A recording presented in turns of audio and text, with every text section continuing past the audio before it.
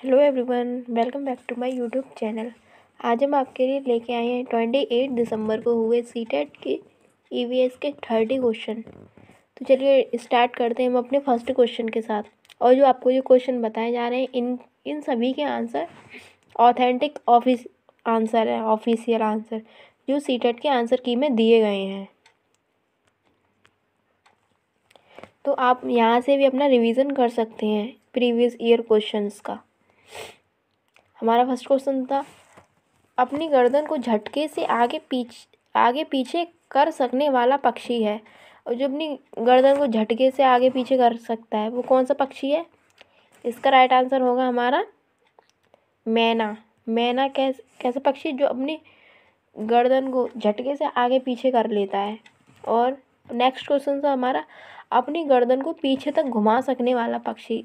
उसमें तो झटके से पीछे करने वाला और इसमें पीछे तक घुमा सकने वाला पक्षी, मतलब ऐसे करके पूरा घुमा लेने वाला 360 डिग्री। तो इसका राइट आंसर होगा हमारा उल्लू। उल्लू अपनी गर्दन पीछे तक घुमा लेता है। और उल्लू की आंखें कहाँ होती है? सामने होती है, मानव के आँखों की तरह सामने।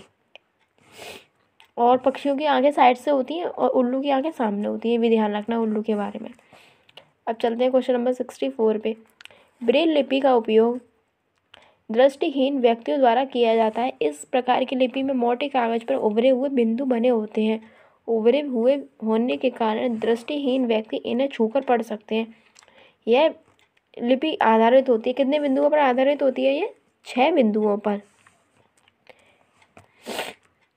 अब चलते हैं क्वेश्चन नंबर 65 पे। हमारे देश में ऐसा राज्य है जहाँ के ग्रामीण क्षेत्रों में भारी वर्षा होने के कारण घर धरती से लगभग 3 से 3.5 मीटर 10 से 12 फुट ऊंचाई पर बने होते हैं। इन घरों को बांस के खंभों का उपयोग करके बनाया जाता है। यह घर भीतर से लकड़ी के बने होते हैं। यह राज्य है, यह कौन सा राज्य है? असम। असम में बने होते हैं बांस के घर, क्योंकि वहाँ भारी वर्षा होती है वहाँ पे। तो क्वेश्चन नंबर 66 पे। क्वेश्चन नंबर 66 है, जिम कॉर्बेट नेशनल पार्क किस राज्य में स्थित है? इसका राइट आंसर होगा उत्तराखंड। चलते क्वेश्चन नंबर 67 पे 67 पे सॉरी 67। 3 विभिन्न स्थानों जहाँ की जलवायु एक दूसरे से अत्यधिक भिन्न है के मकानों के विवरण पर विचार कीजिए। लेह लद्दाख में मकान पत्थर के 2 मंजिलों के बनाए जाते हैं। नीचे की मंजिल पर आवश्यकता का सामान और जानवरों को रखा जाता है। फर्श लकड़ी के और छत सपाट होती है। राइट है ये। मनाली हिमाचल मकान बांस के खंभों पर बनाए जाते हैं। मकानों को लकड़ी और पत्थर से बनाया जाता है। रॉन्ग है। राजस्थान के लोग मिट्टी के बने मकानों में जिनकी छत कटीली झाड़ियों की बनी होती है। राइट। इसका राइट आंसर होगा हमारा ए और सी। अब चलते हैं क्वेश्चन नंबर 68 पे। नीचे दिए गए जीवों पर विचार कीजिए। घड़ियाल, कौवा, बतख, मछली, कछुआ। उनमें से चुनिए कौन सा भिन्न है। इनमें से कौन सा भिन्न है? कछुआ, मछली, कौवा और घड़ियाल। इसका राइट आंसर होगा कौवा। ये सभी तो पानी में तैरने वाले हैं। कौवा आसमान में उड़ने वाला। चलते क्वेश्चन नंबर 69 पे। हाथियों के बारे में नीचे दिए कथनों पर विचार कीजिए। एक झुंड में 20 से 25 हथनियाँ और बच्चे होते हैं। हाथी 4 से 5 वर्ष की आयु तक ही इस झुंड में रहते हैं। एक बड़ा हाथी दिन में 100 किलोग्राम से अधिक पत्ते और झाड़ियाँ खा लेता है। किसी हथनियों के झुंड में सबसे बुजुर्ग हथनी ही सभी फैसले लेती है। इसका राइट आंसर होगा आपका 69 का सी और डी। सी क्या है? एक बड़ा हाथी दिन में 100 किलोग्राम से अधिक पत्ते खा लेता है और किसी हथनियों के झुंड में सबसे बुजुर्ग हथनी भी फैसले लेती है। अब चलते क्वेश्चन नंबर 70 पे। बिहार के लोगों के लिए मधुमक्खी पालन आरंभ करने की सर्वश्रेष्ठ अवधि है अक्टूबर से दिसंबर। चलते क्वेश्चन नंबर 71 पे। यदि आप भारत के मानचित्र पर कोलकाता से चंडीगढ़ तक कोई सरल रेखा खींचे तो यह किसके सापेक्ष होगी दूरी? दिशा किसके सापेक्ष होगी? क्वेश्चन नंबर 72 का 4th, उत्तर से पश्चिम की ओर। चलते क्वेश्चन नंबर 73 पे। निम्नलिखित प्याज की खेती के विभिन्न चरणों के सही अनुक्रम चुनिए। इसमें फर्स्ट पे क्या आएगा? बीज बोना या खरपतवार निकालना, या प्याज के ऊपर सूखी पत्तियों काट कर अलग करना, या गुड़ाई करना, या प्याज को उखाड़ कर निकालना। इसका राइट आंसर होगा पहले हम क्या करेंगे, पहले गुड़ाई करेंगे, फिर बीज बोना, फिर क्या होगा,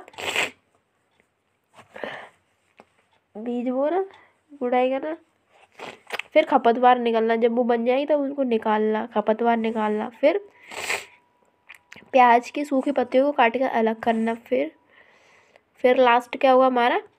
लास्ट होगा ये प्याज की सूखी पत्तियों को काट कर अलग करना। बी के बाद क्या आएगा? प्याज को उखाड़ कर निकालना, फिर होगा प्याज के ऊपर की सूखी पत्तियों को अलग करना। DABEC ये किस में है? DABCE कुछ ऑप्शन नंबर 4। अब चलते क्वेश्चन नंबर 74 पे।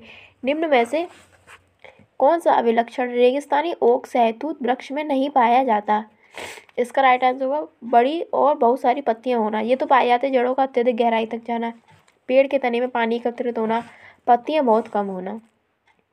अब चलते हैं क्वेश्चन नंबर 75 पे।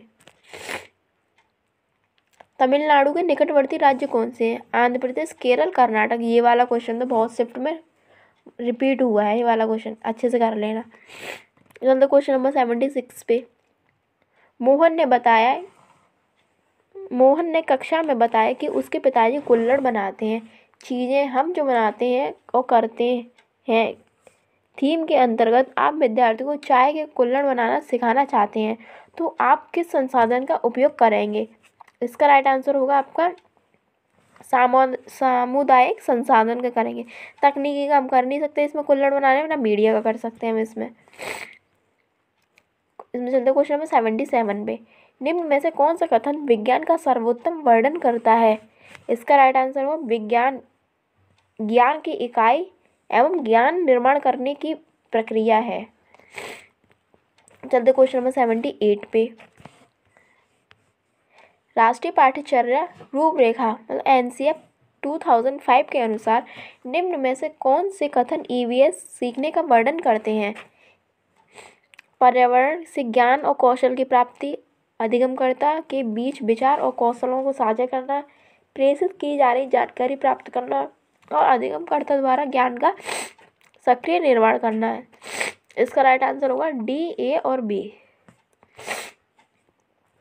D, A और B। चलते क्वेश्चन नंबर 79 पे। यदि आपको हमारी वीडियो पसंद आ रही है तो हमारी वीडियो को लाइक कीजिए और कमेंट कीजिए। अब चलते क्वेश्चन 79 पे। निम्न में से कौन सा कथन प्राथमिक स्तर पर पर्यावरण अध्ययन की सर्वोत्तम व्याख्या करते हैं?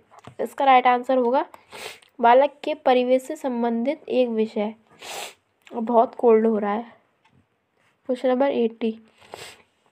पर्यावरण अध्ययन की कक्षा में रीता अपनी शिक्षिका से पूछती है उससे मेहमानों के लिए चाय बनाने की अपेक्षा क्यों की जाती है, जबकि उसके भाई से ऐसा करने की अपेक्षा नहीं की जाती। यह पर्यावरण अध्ययन से संबंधित मुद्दा है। इसका राइट आंसर होगा हाँ, क्योंकि यह समानता और गैर भेदभाव से संबंधित है। ये भेदभाव भी तो क्योंकि लड़कियां ही घर का काम करेंगे, लड़के बाहर का करेंगे। अब चलते क्वेश्चन नंबर 81 पे। जल संरक्षण पढ़ाने का सबसे उचित तरीका यह होगा कि विद्यार्थी से कहा जाए वे और उसके परिवार के सदस्य जल का उपयोग कैसे करते हैं और इसका जल बजट बनाएं, तभी बच्चे सीख पाएंगे जल का प्रयोग का सही तरीका। अब चलते क्वेश्चन नंबर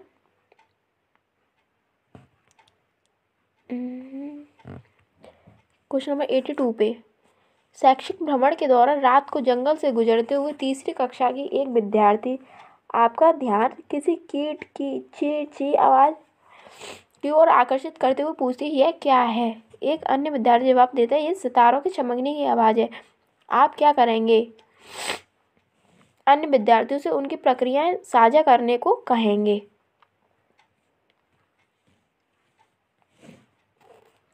चलते हैं क्वेश्चन नंबर 83 पे।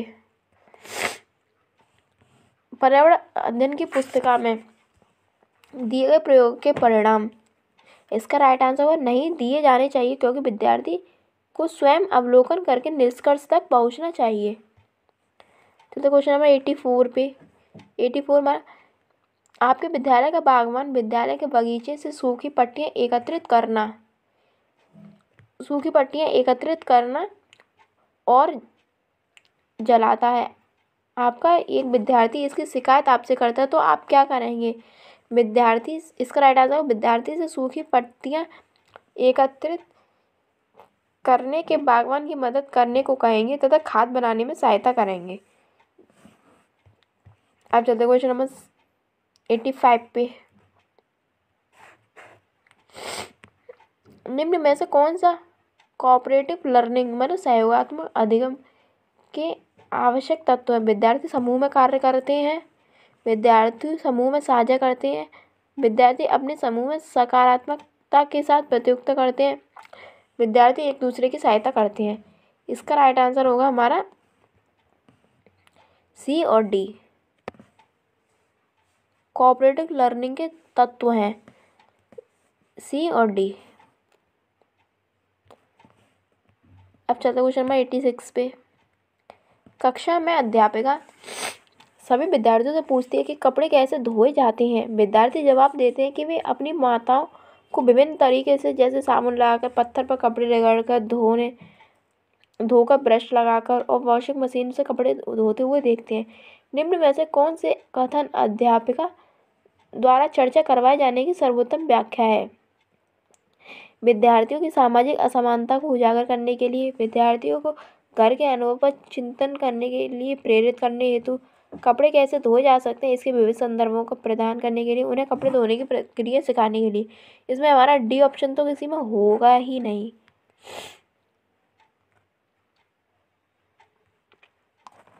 इसका राइट आंसर बी, सी और डी। मतलब डी ऑप्शन तो होगा हमारा, बी, सी और डी। अब चलते क्वेश्चन नंबर 87 पे। निम्न में से कौन से कथन रचनावादी कक्ष में अध्यापक की भूमिका का वर्णन करते हैं?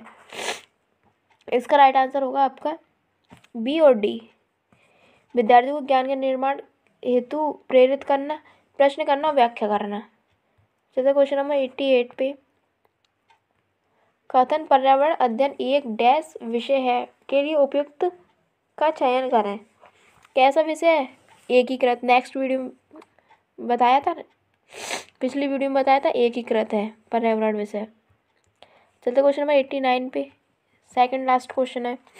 अध्यापक विभिन्न प्रकार के घोंसले पर चर्चा कर रही है।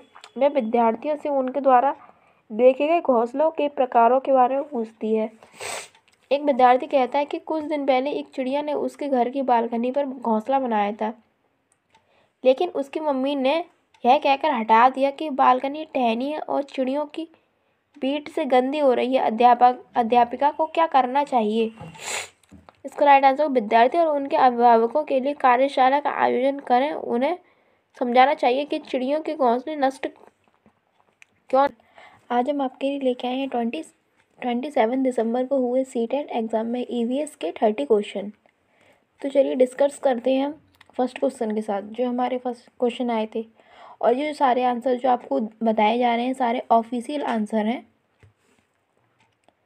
हमारा फर्स्ट क्वेश्चन आया था कि राधा के शिक्षक यह अवलोकन करते हैं कि राधा को श्यामपट्ट पढ़ने में कठिनाई हो रही है। डॉक्टर सलाह देते हैं कि राधा को ऐसे खाद्य पदार्थों की मात्रा बढ़ाने की आवश्यकता है जिनमें पोषक तत्व प्रचुर मात्रा में हो। इसका राइट आंसर हो जाएगा हमारा विटामिन ए।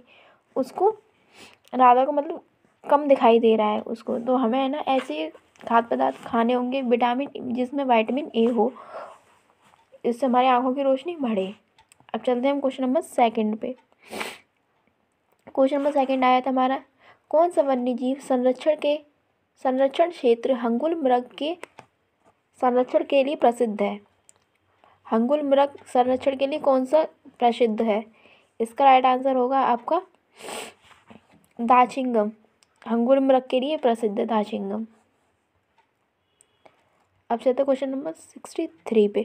संपूर्ण विश्व में शुरू होने वाली ओजोन परत का संरक्षण एक महत्वपूर्ण पर्यावरण संबंधित पहल है। इसका राइट आंसर होगा मॉन्ट्रियल प्रोटोकॉल। ये ओजोन परत से संबंधित है।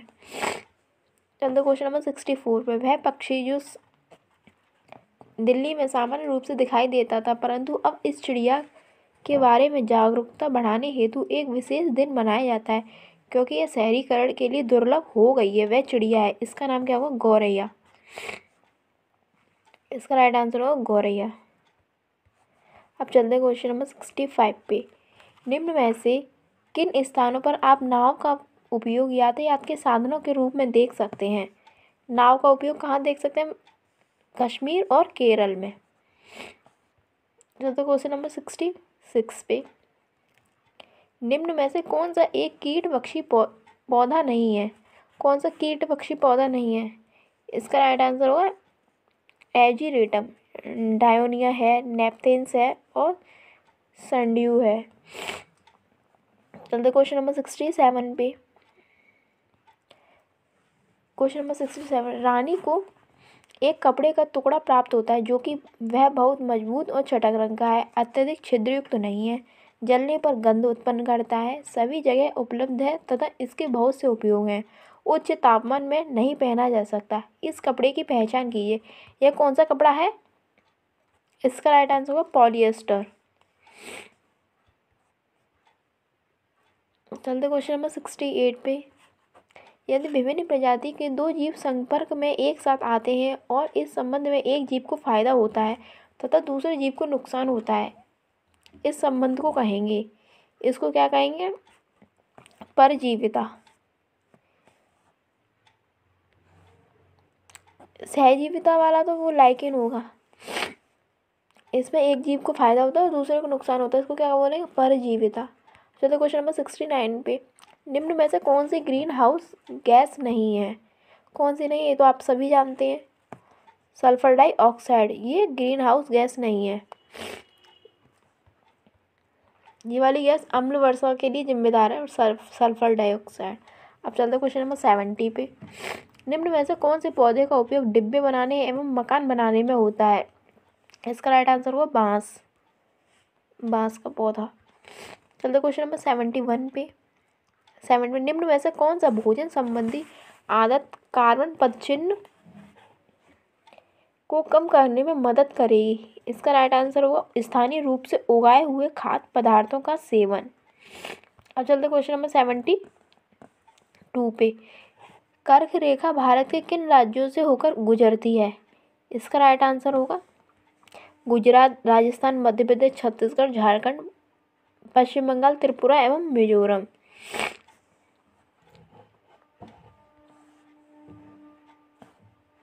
ये तो ट्रिक से याद कर लीजिए। कर्क रेखा वाला है जी, ऐसे करिए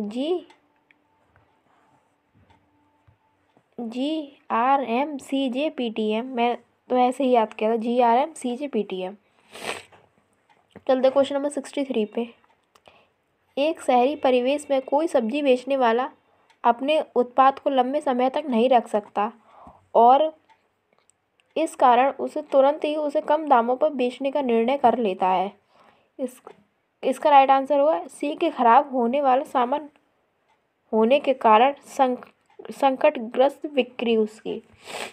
उसने नुकसान पे भी बेच देता है वो, तो इसको क्या बोलेंगे हम? संकटग्रस्त बिक्री।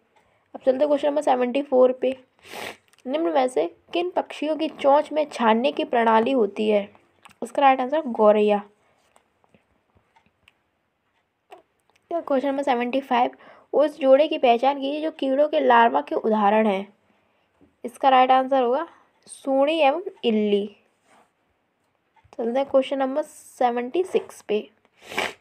ईवीएस की प्रकृति है। ईवीएस की कैसी प्रकृति है? तो आप सभी जानते हैं, इंटीग्रेटेड है, एकीकृत है। Question number 77।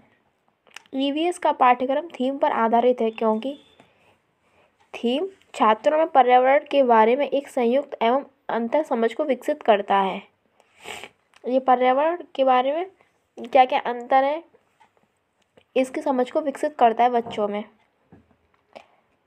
चलते हैं नेक्स्ट क्वेश्चन पे। Question number 78। कक्षा 3rd से 5th तक ईवीएस एक विषय के रूप में विज्ञान, सामाजिक विज्ञान एवं पर्यावरण शिक्षा को निम्न में से किसके अनुशंसा पर एकीकृत करता है? इसका राइट आंसर होगा आपका एनसीएफ 2005। अच्छा, नेक्स्ट क्वेश्चन पे 79 पे, एक ईवीएस की अध्यापिका के लिए अपनी ईवीएस कक्षा में निम्न में से कौन सी सर्वाधिक चुनौतीपूर्ण है? इसका राइट आंसर भिन्न भिन्न प्रकार के छात्रों को संबोधित करना। अब चलते हैं क्वेश्चन नंबर 80 पे, निम्न में से किस प्रकार का सीखना ईवीएस की कक्षाओं के लिए उपयुक्त है? इसका राइट आंसर होगा आपका स्वयं करके सीखना, विवरणों द्वारा सीखना, परिभाषाओं द्वारा सीखना या रटकर सीखना। इसमें रटकर सीखना तो होगा नहीं, इन परिभाषाओं द्वारा सीखना, स्वयं करके सीखना और विवरणों द्वारा सीखना।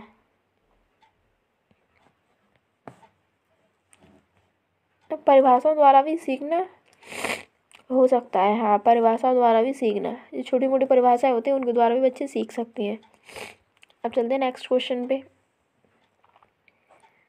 क्वेश्चन नंबर 81, ईवीएस के पाठ्यक्रम में हम चीज़ें कैसे बनाते हैं और करते हैं? ये क्या चीज़ें हमारी कैसे बनाते हैं और करते हैं? ये हमारी क्या है? थीम। ईवीएस की जो थीम दी है, थीम और उप थीम है, इसके लिए मैं एक शॉर्ट वीडियो बना दूँगी, वो आप देख लेना क्या क्या थीम है और कौन कौन सी उप थीम है। हम चीज़ें कैसे बनाते हैं, तो थीम है हमारी, फिर इनकी भी सब थीमें दी गई हैं। और यदि हमारी वीडियो पसंद आ रही हो तो हमारी वीडियो को प्लीज़ लाइक कीजिए एंड सब्सक्राइब कीजिए हमारे चैनल को। ऐसी और वीडियो पाने के लिए हमारे चैनल पर बने रहिए।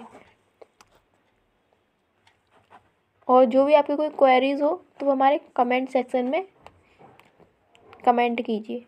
अब चलते हैं क्वेश्चन नंबर 82 पे, पशुओं के संरक्षण के विषय पर छात्रों को संवेदित करने के लिए किसी नीति की खोज करनी चाहिए। इसका राइट आंसर होगा आपका कहानियाँ एवं विवरण या प्रयोग, हास्य चित्रपट्टियाँ या कविताएं। छात्रों को संबोधित करने के लिए किस नीति की ये नीतियाँ हैं, इनमें से दिए, इसमें से आपको राइट ऑप्शन होगा हमारा ACMD। चलते क्वेश्चन नंबर 83 पे, कक्षाओं में ईवीएस के क्रियाकलापों का संचालन करने का उद्देश्य है। इसका राइट आंसर होगा छात्रों को अन्वेषण एवं अवलोकन के अवसर प्रदान करना, छात्रों को क्रियात्मक कौशलों का विकास करना और छात्रों में सौंदर्यबोधी संवेदित विकसित करना, छात्रों को संबंधित विषय वस्तु स्मरण करने में मदद करना। इसका राइट आंसर होगा A, B और C। अच्छा, तो क्वेश्चन नंबर 84 पे, छात्रों द्वारा पूछे गए प्रश्न उनकी ईवीएस शिक्षा प्राप्ति का महत्वपूर्ण सूचक हैं, क्योंकि प्रश्न छात्रों के ज्ञान के आकलन में मदद करते हैं। सही है। प्रश्न छात्रों को स्वयं अभिव्यक्ति करने का अवसर देते हैं। सही है। प्रश्न छात्रों की सीखने के प्रति जिज्ञासा का सूचक है। प्रश्न छात्रों के क्रियात्मक कौशल का मूल्यांकन करते हैं। इसका राइट आंसर होगा A, B और C।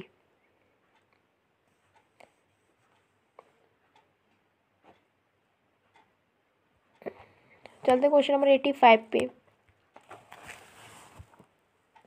ईवीएस का विद्यार्थी शिक्षक द्वारा दिए गए समाधान का विश्लेषण करता है। विश्लेषण क्या है? एक प्रक्रिया कौशल है, संज्ञानात्मक प्रक्रिया है या उत्पाद प्रक्रिया या मनो सामाजिक कौशल है। इसका राइट आंसर होगा A और B, प्रक्रिया कौशल और संज्ञानात्मक प्रक्रिया। अब चलते हैं क्वेश्चन नंबर 86 पे, पाठ्य पुस्तकों एवं शिक्षकों के अतिरिक्त निम्न में से कौन सा ईवीएस की शिक्षा का एक अच्छा साधन हो सकता है? इसका राइट आंसर होगा समाचार पत्र, समुदाय के सदस्य, A और B। अब चलते क्वेश्चन नंबर 87 पे, निम्न में से किन विषयों की चर्चा ईवीएस की कक्षा में होगी?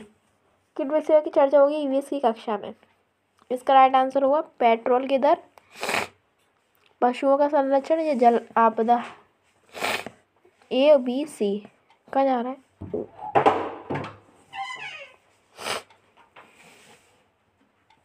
चलते हैं क्वेश्चन नंबर 88 पे।